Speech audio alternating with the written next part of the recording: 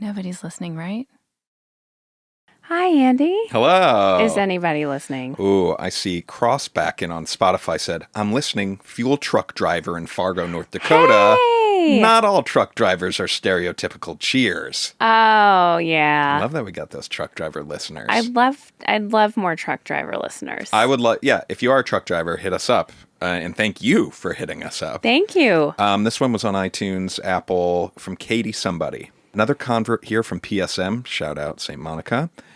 My husband and I have been listening to your show religiously throughout our pregnancy. We just delivered our first baby boy. Aww. During the throes of a stressful labor, my midwife informed me I had tremendously tight pelvic floor, and I immediately thought of you.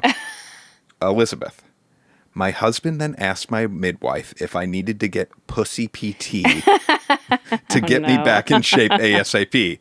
The midwife looked at my husband like he was a monster, and we both had a great laugh during a stressful time. Thank you for bringing us great content about nothing at all. You both are bringing me joy during the middle of a night feeding and pumping sessions. Thank you. We are listening. Amazing. Isn't that fun? That's hilarious. Pussy PT. We could make a Pussy PT song and drop it on the world. I, by the way, am making so much great progress in Pussy PT. Congrats. Thank you. And I know that, we've discussed some around the office things having to do with my PT person. She's a miracle worker, this gal. Okay. This is like too much deja vu and too much Stockholm syndrome. I mean, we can go here for a second. No, let's move on, actually. Something? No, actually, I think I kind of talked about this. It's hard to keep track of everything. Mm-hmm. I think we talked about this a little bit on our Patreon episode. By the way, if you want to support the show, we had a monthly bonus episode that just dropped on Saturday. You get a monthly bonus episode. It's at patreon.com/nobody's listening right. Oh, right. And another way you can support the show is by telling your friends to listen to it. Yes. And people you know. We want that word of mouth. WOM. Okay. I got something I want to dive into. Speaking of deja vu. Oh. We've talked about Chick-Fil-A on the show before, right? Yes. And very problematic, I think, in some ways. yes. So I did a little dive because I really wanted to know what the history of Chick-fil-A being problematic, especially with the LGBTQ community, was. Mm-hmm. And I wanted to know, too, because recently there's been some other developments with Chick-fil-A that we'll get to. Something to do with, like, Ukraine or even... Oh, Jesus, I don't know. We're stepping into culture wars right now, real quick. And we don't know much. We don't know much. So here's my dumb little summary that I know, and then I want to pose something to you, and your religious expertise is going to be important in this. I love that. There's going to be maybe some ethical questions involved. I love that. But I think before we do that, we need to know my history, which please take this with a grain of salt, and feel free to correct us. What I've gathered so far, though, is in 2011, the CEO made some homophobic comments. There was a big backlash, rightfully so. Shortly after that, because of that backlash, people uncovered that Chick-fil-A, the company, and its donating charity arm had also been donating to some religious groups that had some very bad, problematic stances on LGBTQ stuff, right? Mm-hmm. So that comes out to more backlash, rightfully so. So between then and, let's say, sort of now, Chick-fil-A has come out and said, hey, we don't want to, all we care about is food. We don't want to step into this mess. Because there were politicians that wanted to get in with Chick-fil-A being we want to endorse you. We want your endorsement, because it was right-leaning politicians. And Chick-fil-A was no, we're not stepping into the convo. That being said, they were still donating to some bad groups. Right? Yeah. Slowly over time, though, those donations slowly stopped. Took way too long, okay? Mm-hmm. But it does seem like now that they have stopped. And in addition, over that time, the past 10 years, they have added some company diversity measures and initiatives. Great. So much so that now the backlash is Chick-fil-A is too woke. So the right has turned on Chick-fil-A, right? Yeah. Throughout all of this, there's a big murky question mark of it all that is like, okay, so Chick-fil-A stopped making these donations, but the CEO, the piece of shit CEO, privately still makes donations. Someone uncovered. And it's like, well, he's still making that Chick-fil-A money. Yeah, it's all from the same pot. Right. So it's all bad. It's not as bad as it was in 2011, okay? And to the ironically extent that now the right has turned on Chick-fil-A, right? Yeah. Always a good sign. So this is what's crazy that I have a question about is they're closed on Sundays, right? Yes. Because they are a religious company. Yes. Now, if you go to the grocery store, you can now buy Chick-fil-A sauce in the grocery aisles. I just saw like a big banner at our local grocery store for all of these new like Chick-fil-A salad dressings. Mm-hmm. And those are, I'm assumed, rolled out to grocery stores all around the country. And those grocery stores are open on Sunday, right? Oh, yeah. So this, to me, is problematic. Because what is the difference of Chick-fil-A selling their Chick-fil-A sauce at Albertsons or a Piggly Wiggly, whatever, base versus them selling a sandwich in their store? They're not open on Sundays in their store, but they can sell their sauce on Sundays. Yeah. Doesn't it seem a little murky? And are they going to hell? Yes, they are going to hell. And I was just trying to find a wonderful patron of ours sent us a very nice message. This is a feature I wish existed in Patreon that doesn't, where I was searching Chick-fil-A in our messages. Okay.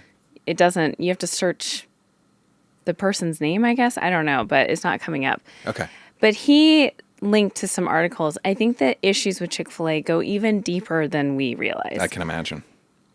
Now, in terms of the Sunday of it, the Sunday it's supposed to be a day of rest where you're worshiping God. This is what I wanted from you. Tell me more about you're the supposed Sabbath? you're supposed to be going to church. You're supposed to be being with family. I mean, Okay. it is actually a very beautiful part of a very problematic industry, religion.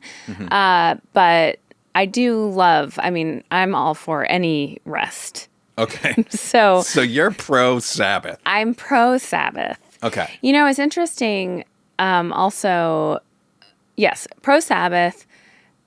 I think it is very different having your sauces sold in grocery stores on the Sabbath. It's not about like you can't make money or you can't engage in transactions. It's about you don't want it sends a bad message having your employees work on a Sunday, because Sunday is a day meant for your employees to be going to that church and getting on their knees. God. And praising Jay. Damn it. I was hoping they were committing a sin. I thought I had uncovered this huge thing. You're probably, even let's talk about Orthodox Judaism. Okay. You know, in New York, like the Orthodox Jewish community, B&H Camera, I believe, is closed on Sunday. Fridays, I think. Oh. It's Sabbath's on a different day. Is it or is it Saturday? the whole weekend? Oh, God, you're such a bad Jewish person. I'm not Orthodox. What do you want from me? I'm not Orthodox. Well, they're not supposed to, I believe, even use electricity. It's complete. They're not supposed complete a circuit is what it kind of technically is. And why is that? Do you know? No idea. But they can. They can't get in cars. I love their loophole of that. They can't turn the lights on, but they can have someone that's not Jewish do it for them, but they can't explicitly ask. So they have to they have to come with these funny ways of Gosh, it's dark in here. Yeah, exactly. Oh boy, it's so dark in here. Oh, Andy. I'm Jewish. I can do that voice. I don't know. I definitely You're not can. Orthodox Jewish. But there are plenty of normal Jews that have that voice. Okay. Would it be unsavory if I did the rest of the podcast in that voice? Yeah, please. Oh my God. Okay. So let's stick with the Sabbath just for a minute, and then I want to hear about the listener Chick-fil-A update too. Well, I just think the Orthodox Jewish version of it is slightly different from the Christian version, which is, but I don't, honestly, I shouldn't speak to this. I don't fucking know. So this is disappointing. There is no sin happening. No. And you know what? Just speaking to culture, the culture of rest. Yeah. Okay. Let's speak to Which it. I love. I mean, who was I? We were talking about our friend, Lily Pitts. Mm-hmm. Shout out Lily. She has a wonderful podcast, Mothering Heights. Shout out. She loves dance so much. Okay. And it's like, I wish I loved anything as much as she loves dancing. And then I realized I love napping as much as she loves dancing. It's kind of makes you sound, I mean, obviously lazy, but like, I don't know. Okay, I'm coming around to you owning it. I like it. But is there also, here's the thing, why aren't you spinning it to like, and on the seventh day Elizabeth rested?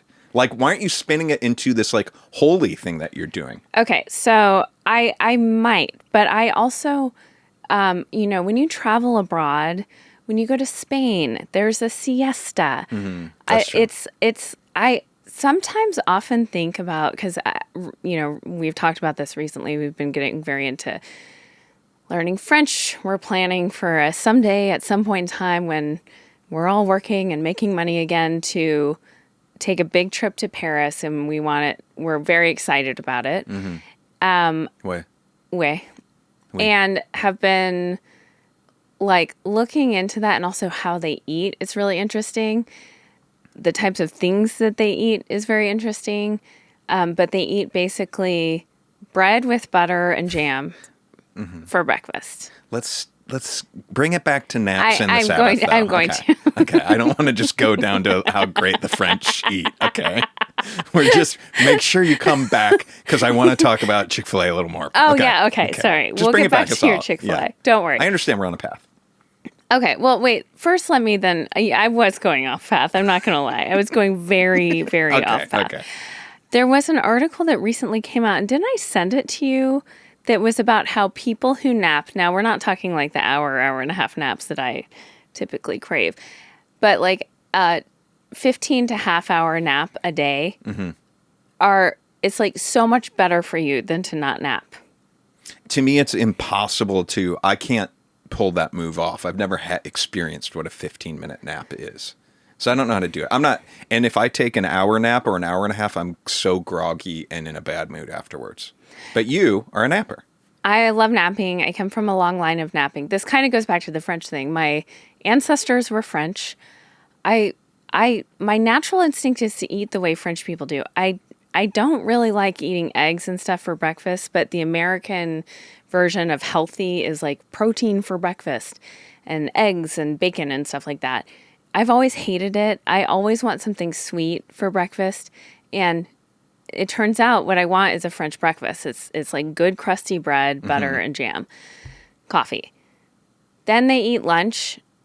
Then they don't snack. Like little kids have a snack called a goûter, which is actually sounds awesome. Again, bread and butter, but a chocolate bar this time in the bread and butter yummy sandwich. So then they eat dinner at like 8:30. Now this is where it goes a little bit off the rails for me. Okay. Restaurants in like France and Spain and stuff are really only open from like 11:30 to 1, and then again from 8 till 10. Okay. And there's one seating. It's like There's not multiple seatings? No, if you have a reservation at a French restaurant, it's yours for the night. That table. Now, they're closed. We're so used to having access. This is coming back to Chick-fil-A. How annoying it is for you that it's not open on Sunday. But I also do want to ask you how often you're going to Chick-fil-A now. Yeah.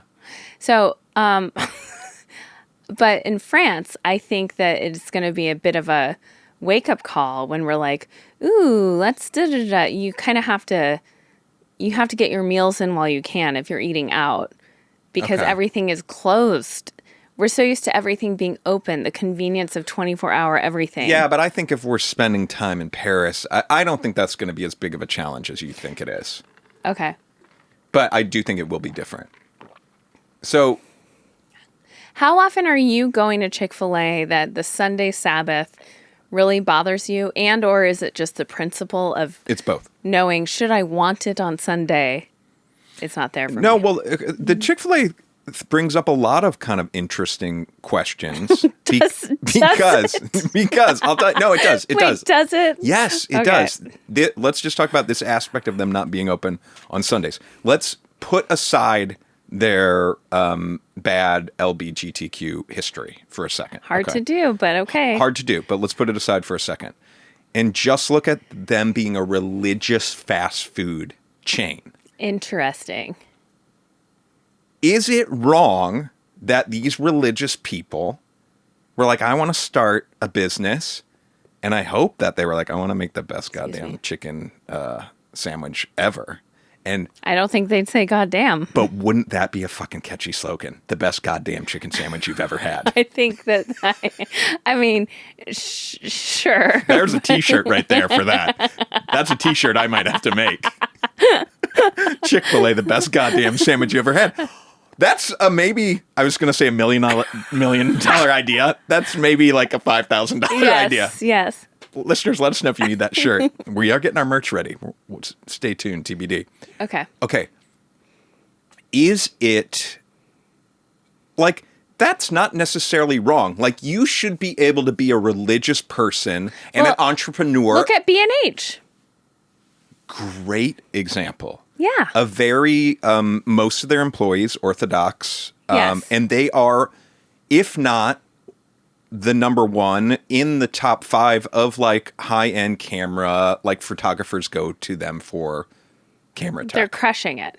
But like, so in that sense, maybe it's just like a pain in the ass for me because I wanted to take the kids to the skate park on Sunday and I didn't want to get McDonald's, which they want to get so often, but I was like, it'd be fun to get some sort of takeout and then go to the skate park. Mm-hmm. And I was like, oh, we'll go to Chick-fil-A. They've got mac and cheese that our daughter likes. And then they weren't open on Sunday. I was like, oh, that's right. And I get angry at them and I judge them for being religious, but that's probably not that fair of me. Yeah. Right? They should be able to do what they want. It's just we're used to these other... Well, okay. Here's a perfect example. Please. There's a donut shop we love. Yeah. And inexplicably, during the pandemic, it started opening at 10 a.m. I don't even think this was a pandemic. I think this is from day one. I think they're out of their goddamn minds. No. Are you sure? I had been there before, early in the morning. Actually, back when, I mean, yes, I know for a fact, maybe it wasn't specifically pandemic, but it was right around that time. Mm-hmm. Which is absolutely ridiculous I mean, what is the time that most people want to go get donuts? In the morning. 6 to 8. And if you're a donut 6 to 9. And if you're a donut man, I'm sorry. You need to be there at like 3 a.m. making your donuts like every donut man does to earn his stripes. Part of being a donut or man. a donut woman. I'm sorry. Or a donut but as we all know, non-binary person. That too. But as we all know, what? Say it. I want you to say it. I've just never heard of a donut woman ever. I'm totally messing with Okay. you. That is a good... Okay, so in this case, the donut store... Now, they I get choose very to- mad at them. When I wake up and I'm like, I want one of those goddamn donuts. You're like, what the fuck are you doing? Why are you not open when people want donuts? But yet, apparently, it's like, I guess their donuts are so good, they can get away with a 10 o'clock open. And they're still in business. They have a storefront, like, you know, they're paying rent. So they've survived a pandemic. I mean, I guess it's working for them, but it just is counter what I do get mad at them. But lately I've been kind of the mindset, everyone should do whatever they want to do as long as they're not hurting other people. Yeah. You know, if that's what they need to do to stay open, and that donut man, I agree, is probably a man in this case. Because a woman would get up and want... Exactly. Yeah. Woman would never do this, right? Never. I don't think a woman... Let's stereotype for a minute. I actually don't think a woman-owned donut business... I don't think you can find one in America that opens later than 8 a.m. And my gut is telling me right now that you can't find a woman-owned donut business that opens later than 7 a.m. I'm with you. You know what I mean? Yes. Now, we're almost wrapping up this Chick-fil-A thing. But well, many great questions. I was angry like you at the donut store because I wanted to go to it. And then that same day, I did a grocery shop and I saw the Chick-fil-A sauces and everything. And so I thought I'd found this thing like that I could channel my anger to, like, oh, you're actually sinning. Chick-fil-A, you're actually going to hell. But they're just like, no, we're a religious company. We don't want our employees working on the Sabbath, I guess. And that's probably okay. Yes. But any and all of their problematic other things, I'm not okay with at all. And I am glad that they've made some course correction moves. How do you feel, this is relevant, how do you feel about this kind of sea change I think that is happening? And I think maybe it's like the algorithm is feeding these articles to me. You and I are Gen X'ers, but Okay. we're really on the cusp of millennials. We're literally on it, right? Yeah, we are right on the cusp. Okay. So I think that there is a thing of older millennials and maybe younger Gen Xers, but mostly older millennials, where, and I'm so curious if it's the pandemic, if it's like they got spat out of college, they were told you have to go to college, you have to blah, blah, blah, to like one of the worst job markets that exists. All of the things that they were promised aren't there for them. They have like so much significant less wealth than baby boomers. Sure. The percentage of millennials who own homes is significantly less. It's not their fault. It's like the system and the timing. Yeah. So there's this kind of sea change, and we heard about quiet quitting and stuff like that, but where people, especially of that age bracket, are craving quality of life, craving like more rest. And you're saying in the people that are, I don't know if spearheading this movement is right, but would be millennials, or is Yes. it okay? So people that are in their It's like older millennials. 30s to mid 30s right now, or I'd mid say 30s mid to 40s. late 30s. Yes, mid to late 30s, early 40s. Okay. It's kind of like, and I think it's also pushing back against capitalism and the fact of like, we don't live to work, we want to work to live type thing. It's the 4-day work week is being ushered in mostly by that age group. So Chick-fil-A is progressive, is what you're saying. Well, I mean, in some ways, yeah, I kind of do think that we put just being productive over everything. And in Chick-fil-A's case, it's like, we're not going to be productive over our religious beliefs, like productivity and money. I'm sure they lose an incredible amount of money every Sunday that they're not selling, but it's a matter of principle and their religious ethos. But so I'm just asking, because I'm all for it. Like when I hear a 4-day work week, I'm like, yes. And I think there are studies to support this. I don't think it would be any less productive. You know, Yeah, no, I think it used to be comedy writers' rooms you would always hear about. And when I was in my 20s, I was totally game for this. Before having kids, I'm like, fuck yeah, put me in a room. I'll dick around with my friends and be there until 2 a.m. and get paid and have fun. And like, that sounds amazing. Now, if I went into a writer's room, luckily I haven't been in this type of room, but I've heard of about them. yeah. Where you roll in at 9, you basically talk about what to order for lunch until like 11. That sounds awesome to me. Well, yeah, you would love that. Yeah. But I actually think you would love it, and then you get incredibly frustrated. Okay. People, it becomes like contentious. Okay. And then at 11, then you have like kind of an hour till lunch, and you're just like dicking around, joking, kind of trying to work, but not really. Then you have lunch. Then you're exhausted. The after lunch crash is happening. And you're like, okay, we really do got to work though. And then basically you're there until 10 p.m. because you didn't get it. If I were in that room, I would absolutely lose my fucking mind. Because in my mind, I'm like, we could be here 9 till 4. Now the showrunner and like number 2, maybe keep working if need be post that, which it would need be probably. But like for the majority of the room, if you're just efficient and productive, I think that squeezing down those hours is really a good idea. What is it in like Spain? And maybe you already kind of addressed this a little bit with the French stuff. They work in the morning. Do they hit it hard in the morning? Because then they have a big break, right? Mm-hmm. And my buddy Ben, who's been living in Spain for a couple of years, he's also like, I was like, isn't it annoying that like everything's closed for the 2-3 hours, during the middle of the day? And he's like, I think he was saying like, yes, it is, but you have to understand like it really isn't to anybody else because it's so ingrained in the culture that like you just know everything's closed and like it's just everyone's like flaky and lazy. But so you don't care nice, when it but doesn't. It's not lazy. I wish you would stop using that word. You're lazy, sorry, but the Europeans aren't lazy. Do you think of me as lazy? No, not at all. I'm kind of the least lazy person. Least lazy person. Is that another T-shirt? Holy fucking shit! The least lazy person. Lazy person. This morning I cleaned our whole house from crushed it. Hat to toe. Tip to top. Tip to tat. Bottom pots to tops. Tops to bots. I vacuumed, I mopped, I got the kids dusting in a very creative way. Nice. I told them whoever's dust thing has more dirt on it after a half hour. Whoa, a half hour? Yeah, gets more screen time. And let me tell you. Was it like a Swiffer?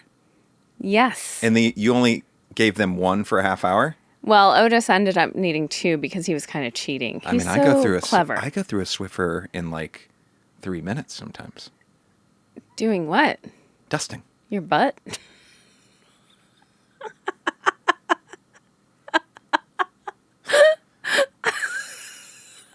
It's not even funny. It's not. I find it very funny. Okay. The image of a Swifter getting poop on it, is that what you find funny? Or me putting the Swifter in my butt? Or me doing it in my butt and then they're actually, what? There's dust here? Which version of it is funny? The poop. It's gross. Okay, sorry. Our son is very clever, and we have a fireplace, and he went in there. Beeline for that. Nice. And so I took that, and I said, I'm going to take this into consideration, but I'm going to get you a new one.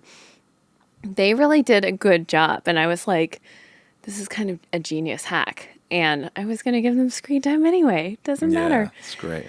So, anyway, speaking of being lazy, the least lazy person, what was it? The least lazy person. I know. You might want to rewind the tape. I'll take it. Okay, so there's also this kind of wave of things of like work smarter, not harder. Yeah. We're all familiar. Okay, 4-day work week. Okay, works. Yeah, we get it. I've got the giggles. We all get it. I don't know how or why, but I went on this TikTok and it's this like gorgeous woman who's like in the Bahamas or something, like in her bikini, and she's like, when they told me that drop shipping wouldn't change my life, and then it was like. Oh no, I heard the giggles so hard. But it sent me down this wormhole about what's drop shipping. Oh my God. Yeah, you're gonna next thing you know, you're gonna buy what was the big Tim Ferriss book like 10 years ago? It's like it's called like the 8-hour work week or something like crazy like that. Yeah, you're gonna have your like Amazon drop ship business and oh my God. Yeah. But she had receipts, she showed like shut the fuck up. You know what's so crazy is so many of those people with like that kind of TikTok, her real business is probably just duping people that she has that kind of a business. Oh. That's like a whole other so interesting thing. Okay, wrapping up Chick-Fil-A, what did the patron say? We're not done? I can't find it. But what was the gist? It was like, hey, it was so nice. Big fan, obviously a patron, he's supporting us. But the gist was like, you don't even know how bad they are. If you dig a little deeper, it's not even just the LGBTQ stuff, although that's very bad. But it's also like they're supporting, this isn't what it is. So, but make it as crazy okay, as you like, can. they were they were supplying ballistic missiles to Russia. You know, it's funny. I guess none of this, huh? But I don't know what I want to be, if I want that to be true or so not true. Like, I'm so confused by your statement because, like, it could be true. But wait, hang on. Let me see. Chik Fil-A Ukraine involvement. No, I'm not seeing anything. Okay. I mean, it's probably true, though. Okay. So, okay. Well, that was interesting. I want to talk to you about how jealous, and be honest, I want you to dig deep. Oh, is this an ex-girlfriend thing? No. Oh. What? Oh, nothing. Sorry. How jealous are you of my new toothbrush? None. Not a single fucking No, bit. I think you are a little bit. Oh, bring it on. I'm so glad you brought this up. Okay. So, what's the name of your dumb toothbrush? Hang on. I think it's Suri. Yeah, Toothbrush? that's right. Suri. Yes. And what's the whole thing of this toothbrush? It's so great. So it's an electric toothbrush. It's sustainable. You have made such a big mistake bringing this up. It's I'm seeing some stuff that says maybe it's not as sustainable as we hoped it would be. But it's like, it seems like it's made from recycled materials. Okay. It's sleek. You know, it feels like the Apple of toothbrushes. Like, it has a sleek design. It has this nifty, it's like, why didn't they think of this before? They probably did. This nifty magnetic holder that you pop on your mirror, your wall, or whatever, and you pop your toothbrush up there. It seems easier to keep clean. What I love about the magnetic holder, and if you weren't jealous, you're about to be. So I put it, you saw where I put it, right? On the side of the medicine cabinet, yep. And it's the side facing the, like, wall out of the bathroom. Mm-hmm. Do you know that when you flush the toilet, like, all sorts of poop and pee sprays all over the bathroom? I do know, and it's very problematic that we leave our kids' toothbrushes on top of a shelf above the toilet. I know. We might want to make a new We thing might for need them. to get them Suris. No. Because I put it in, like, it's a tucked away corner. Yeah, that's it good still for gets you. airflow, but I'm putting so much less poop in my mouth than you are, for example. You're upsetting me. But you just bringing up this toothbrush is so upsetting to me, and now I don't know why you're trying You to said you egg were me glad. on. I'm glad you brought it up so we can have this conversation. Let me help you a little bit. I love it. Okay, let me help you. The Suri toothbrush, it's supposed to be more sustainable because it's like made out of aluminum and stuff, and it's repairable. If it breaks, you're allegedly able to send it to the company, and they will repair it. If it's broken, they'll recycle it. That's their whole spiel, and that the toothbrush you've looked heads, into this. Oh, I looked into it a lot, so I had the ammunition to fire at you right now. They're like bamboo heads, which is a little bit more sustainable, the heads, versus me, I have like a Sonicare electric toothbrush. I don't know where to begin. Number one. So well designed. I'm really upset at you that you got rid of your other toothbrush. Why? I'm going to tell you why. Oh, bring it. Number one, you are touting like, look, I got this new sustainable toothbrush. The least sustainable thing that you could have done in this entire scenario is get rid of your perfectly good electric toothbrush that you got rid of just because it had some cosmetic wear and tear blemishes. No. Here's a couple of things. First of all, I'm surprised you're saying this because we had this conversation where I was like, my toothbrush is all scratched up and I don't know why. First of all, I don't know how it got that way. I don't think I was scratching it. And I'm like, it was just a little wear and tear on it. And the other thing, I was due for a new toothbrush. And I said to you, hey, will you get one for me at Costco? And you were like, I probably was like, maybe I was sort of like appeasing, but knew in my heart of hearts I wasn't going to do that because I was upset. You have like a thing of spit that just... that I was upset. I was upset that you were already getting rid of this toothbrush that wasn't anywhere near as old as the one I've been rocking. Well, you should treat yourself. Just hold on. You need to hear this part. And I think you really need to hear this part. Okay. Okay. There was nothing wrong with your toothbrush. You could have you replace the head every 3 months. That's a great thing to do. I really feel, and please talk your way out of this, I'll give you the opportunity, that you got rid of it for cosmetic reasons. You didn't like the way it looked anymore. I think if you search deep, it was performing exactly how it was designed to perform. No, it was the handle had like the patina on the outside of it was black, had been scratched off. It was starting to get like gummy. Are you being real? Yes. I was due for a new toothbrush. But this brings up something interesting. You live in Andy's world, and it's Andy's set of rules. Oh my gosh. Like, you decide when something is kicked enough. Things aren't kicked enough to replace or get rid of until you've decided. You think you have the master, decision of when things are so kicked that it's time to trade it in or upgrade.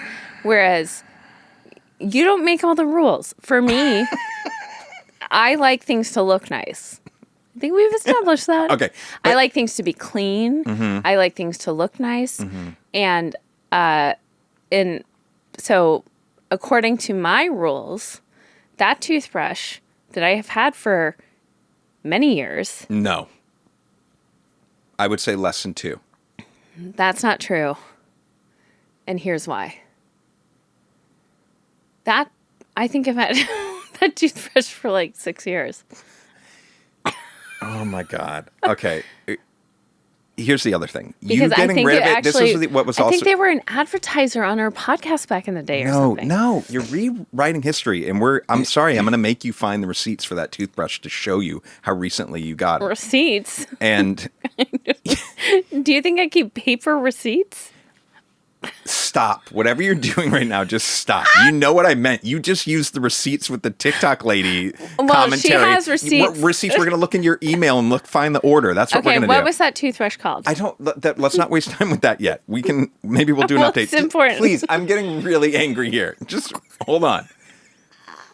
So the toothbrush that you did have, it was also a cool looking black toothbrush. I don't know why you got it, but it was a hip toothbrush for a minute that you got rid of, and you replaced it with another dumb fucking hip toothbrush that's bullshit. This thing is not going to last. You should have just gotten a Sonicare or something. I asked you to get me a Sonicare. I don't have this memory that you do. Okay. We did talk about. And the other thing is, I'm also upset. I don't know if it's because the toothbrush is so crappy. How you're using it is not how you're supposed to use a sonic toothbrush. What do you mean? You're brushing your teeth like normal, but with an electric toothbrush. That's not what you do. You just kind of hold it in place and and let it sonically clean your gum line and teeth, very slow. You don't brush with it, which makes me wonder, is it a crappy toothbrush or do you just not know what you're doing? Huh. Well, okay. What's the power? How powerful does it feel? Answer this honestly. Is it more or less powerful than the toothbrush you threw out? It is more powerful. Okay. I have some big. Is it? I have some big news for you. Huge. An email from Midroll, October 8th, 2018. Hey, Elizabeth. Hope you had a nice weekend. Burst Toothbrush is interested in advertising on the show. Would you mind confirming if you'd accept them as a sponsor? I said, yeah, that sounds great. Do I get to try one out?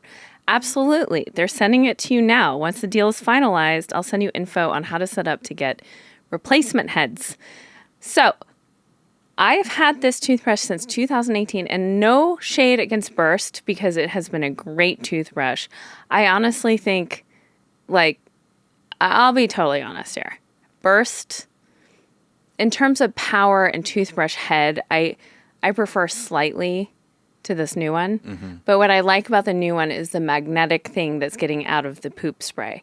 So I stand very corrected. Thank you. On the amount of time you've owned that toothbrush. Thank you. So I have to take that all out off the table. Yeah. I am a little upset that you then ordered a replacement toothbrush of, no offense, Suri, but this company's not going to be around in a year from now. Do you know what I mean? Like this is another fad toothbrush where I wish we could have just become like a Sonicare household and we get the Sonicare replacements. Maybe I'll go back to Burst. No. Don't throw away the new. Let's be sustainable. Okay. I love that you're so passionate Thank about you. sustainability. I love that you love that about me. When it comes to my toothbrush. Well, it makes me wonder how I must have had my toothbrush for like 10 years. It's time. I'm gonna. So now that we're here, This is not where I thought we were going to end up at all. Let me tell you something. 'Tis time, my friend. That thing has lived 1,000 lives. It is so grotesque. It's embarrassing. And it's time. Okay. I can't even believe I'm saying this out loud. We're at such a weird crossroads now where I'm even almost considering getting a Suri because I do understand that it would look nice in the bathroom. Yeah. How many heads do you have? I feel like because how I saw you using it, I don't believe in it at all. I need to try it before I would get one. Or will you let me just try your toothbrush? Yes. I would let you after you brush your teeth. So I brush my teeth first. Yeah. This is coming on a day that I think I ruined your mood in the morning because I had bad morning breath. You woke up, you put your arm around me, and then all of a sudden you like turned on me. And you were like kind of like distant, I would say. Yeah. And it was because I had bad breath. Yeah. Okay. I feel but sick. After you brushed your teeth, it was all good. We're back in business. Okay, well, we got through this toothbrush gate. So I wanted to ask you something. Recently, you ordered like a steak or a burger or something. They said, "How do you like it?" Yeah. And I feel like you were dealing with something with the kids, and I was about to answer for you. Yeah. And I would have said medium well. Yeah. But you said medium. Yeah. And I was like, medium? Since when is it medium? It's always medium well. And you said, I haven't said medium well in like 5 years. Yeah. I probably would say I changed sometime. I was medium well for a very long time and then slowly slid into medium. And can I ask you, was that out of like kind of embarrassment? Yeah. I appreciate your honesty.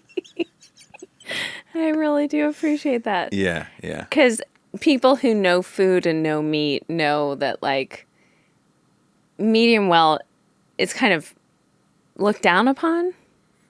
People are like, well, why are you doing that? You want to eat a shoe for dinner? Like, why are you doing that to the meat? You're killing all the flavor. Oh, so is it the more you cook meat, the less flavor there is? Well, it gets tough. It takes on a different texture. And so is the goal... Okay, here's a big question, because I obviously don't eat meat, and I never will. Mm-hmm. And, this goes also to my stance on cannibalism. It's all just muscle, right? Yeah. And you're not pro cannibalism, but you're not pro not cannibalism is where you're at. Yeah, like you're like, people, what's the big deal, sort of? Yeah, like you're eating... Yes. Okay, what's the big deal? I mean, if it was like people, the way you're like, I will donate my organs. Also, make a meal out of me. I'm just muscle. Yeah. And we know from our horrible not that people are bird violence we've talked about recently. Yeah. Human. It's not unheard of in for the natural world. Lots of species eat their own species. And as someone who finds all meat disgusting, I'm like, what is the big deal? Isn't it all the kind of same? But the question is there any like link to kind of toxic masculinity when it comes to this medium well, rare, whatever? Oh, probably. That you're like, if you're like a caveman just eating like the bloody, barely cooked steak of the deer you killed is more masculine than like cooking the shit out of your burger. So is that kind of the link? Like the bloodier you eat it, the more manly you are? There is some of that that's definitely come into the conversation about temperature, meat temperature. That's part of it. And then I think, so that could be part of someone's embarrassment about it. Maybe that plays a small role in mine. I think the other embarrassment is just that bigger notion of like, what? You want it medium well or well done? What are you what are you, crazy? Has anyone ever said that to you? Like, have I ever been shamed for that at a restaurant? Not by the wait staff, I don't think, but definitely by people I'm dining with. And then I've dined with people that get well done, and They can barely walk home. The amount of shame foisted upon them. Well, they usually, like, I think they're constantly prefacing it, but it's like, what's the big deal? It's how you like it. Well, Trump is a well-done steak guy, which is well, interesting. that puts me off of well-done steaks. But let me ask you something. Yeah. Now that you're ordering medium left and right, that's kind of your go-to. Yeah. Have you grown to like it just as much? I absolutely, if it is indeed medium. This is the other problem. It's a slippery slope because I do like it just a little pink, right? Where you order medium, if it gets in that medium rare area, which lots of people love. So I also think if you're like a chef at a restaurant and someone orders medium and you take it off and you're like, oh, it's probably medium rare, you probably are sending it out and like, oh, you know what, people like, you're so used to getting that medium rare order. So it is a risk that I run sometimes, and maybe 1 out of 5 steaks, I'm like, this is a little too bloody for my liking. But if it is indeed medium and it's a good piece of meat, it probably does taste better than the medium well version. And so let's say that we were going to go to like a really nice steakhouse. Yeah. We're spending some money. Yeah. Honey, like Ruth's Chris or whatever it is. Yeah. I usually get medium at those places. You do? Yeah. I would have thought that like, okay, well, if we're going somewhere, here's my thinking of your mindset. Well, now I'm ordering medium because I got shamed for medium well. It's a little risky, but whatever. It's worth the risk versus being humiliated. Yeah. But if we're going and this meal I know is going to cost $200, I want to enjoy the shit out of it. Yes. Why aren't you ordering medium well? Because now I do like the medium better. I do. So it's grown on you. Yeah, it has grown on me, and I do realize, especially if it's a really good steak, am I a little bummed if it comes out and it's more medium rare? Do you send it back? I don't know if I ever have taken it back, sent a steak back. Okay. Well, because thanks for then clarifying. it's like, then you got a whole thing of like, what are they doing to the steak when you send it back? Yeah, you're getting it more cooked and more spit. As a waitress in a restaurant that served steak. Yeah. A lot of steak. Oh, did you get things sent back? Yeah, I think I did. I mean, I don't know if it was just that restaurant or if people are just animals, but like, I don't have many great memories from working at Rodeo Bar in New York City of like having great interactions with tables. Everyone's pretty awful at all the times. But this is what I was going to say. It wasn't about getting things sent back. It was like, I never once, of course, spat in or jizzed in or whatever it is, I never obviously spat in. And you could, what? I couldn't, but that's the fear. You think about these things from male servers. I never heard of that. I never saw anyone like hawking a loogie or doing anything yucky. What are the chances that like you and I have eaten food from a restaurant that's been jizzed in? Like higher than we hope? No, this is what I'm saying. I don't think it happens. I think it is such a rare jizz. Yeah, jizz. Jizz is very rare. That would take some doing, right? It's so gross. I had a thought the other day that I thought it was like this funny idea that like a couple, let's say you and me, like that we found out that like you had masturbated and then I realized I had masturbated at the exact same time and like that's like sweet and sad and like very sad at the same time Why potentially. is it sad? Because it's like we could have been together. Oh, yeah. But don't you kind of think of those things as like different experiences that are worthy of their own time regardless? Oh, sure. Yeah. But so what are some other things like that could be funny that were like, Well, you one then happened later yesterday. find out that the two people were doing it at the same time? Oh, not Or at what the were you same gonna say? time. No, it's not the same thing. But yesterday, I am curious what you're going to... Oh, you were I was- saying. I'm sorry. Sorry. Go on. yesterday I was in the bath and you came in and you were pissed off because I had been rewatching Call My Agent from the beginning of season 1. Oh, yeah. And you're like, I would want to watch Call My Agent. We're going to watch it together. This is not okay for you to do. Yeah. I had no idea. And I said, okay. But what's something that like if we both If found out we you did it had at the been same watching time, Call My Agent, if you had also restarted Call My Agent. then that's like a fun one where we'd be like, oh my God, that's Yeah. so fun. Yeah. What's like a sad one, like the relationship's going to end one?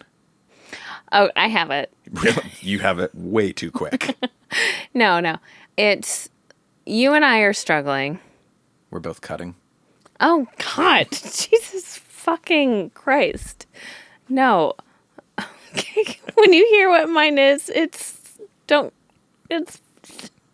that is crazy. Okay. We're having some relationship problems. We are not connecting the way we'd hoped. And We're not? No, not, this is Oh, this is hypothetical. hypothetical. Yeah. Okay. Doing couples therapy, but like something's still really off. And Does this come up in couples therapy, I'm imagining? yeah, we're talking cool. about this. Both of us, though, maybe this hasn't come up, but both of us are secretly going, like, have we lost it, basically? Okay. Basically, the story is that you and I both go to the Santa Anita Mall and get a Cinnabon. And we're sitting at 2 tables apart with our backs to each other, eating our feelings in a Cinnabon, which you've done before. I haven't ever done it, but like I could see myself doing that. Yeah. And we get up with our trays to go throw our shame away and see that we both had been doing that. And we know exactly what the other person is there doing, contemplating the same thing. And you think this is the end and not potentially a beautiful reconciliation moment? Yes.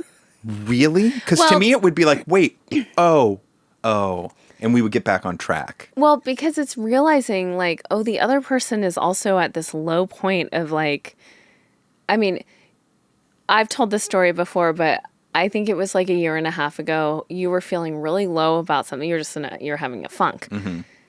And you were like, I really need to just have the night to myself. And I'm like, of course, like go hang out with BDT, go, hit up Oh, yeah. Pete, go do something Yeah, fun, yeah, go yeah. hit some golf balls, Sure. go whatever. So many options of things to do. Mm-hmm. And you were gone for a while and you came back a little bit earlier than I had expected. Mm-hmm. Yeah. And I was like, what'd you go do? And you were like, it was so much worse than Yeah. I could have. And I went and I wanted my insides to feel how I feel on the outside. So I went to the mall and I got a Cinnabon and I ate the whole Cinnabon in one sitting right there and then came home. Yeah. It's interesting that that's your example, though, because to me, if I'm the couples therapist and like this comes out in couples therapy, I'm like, they're going to make it. There's something to salvage here. The Well, Cinnabon, us both going to the same spot. My thing, though, is more like if I were there and I'm having the Cinnabon, I am contemplating like something dark, and I could never fathom this because I'm so in love with you. But let's say am I no longer in love with him? Do I no longer love him like that? I no longer feel loved like that? And then the answer when you see me there also is like, Is that he's yes. going, am I no longer in love with her? Do you know what I mean? That's I tough to do come and I back. don't, because to me, I'm in this particular situation, I'm much more glass half full, where I'm usually glass half empty. This Well, it I'm does like, feel a little fortuitous. the moment I'm like, oh, there's this. We're gonna be okay. There's hope in it to me. Do you have another example that's not like triggering, like cutting? Yeah. We both were secretly doing CrossFit. You brought up Okay. Andy, I feel like every time it's like you would have a hard time if I had this secret life. It includes CrossFit. Why are you so scared of me secretly going off and doing CrossFit? No. That's not where I'm going at all. I'm imagining both of us. I know, but this is like... If both of us were in a place where we both were into CrossFit separately, we don't know each other anymore. We've changed so much. That's very true.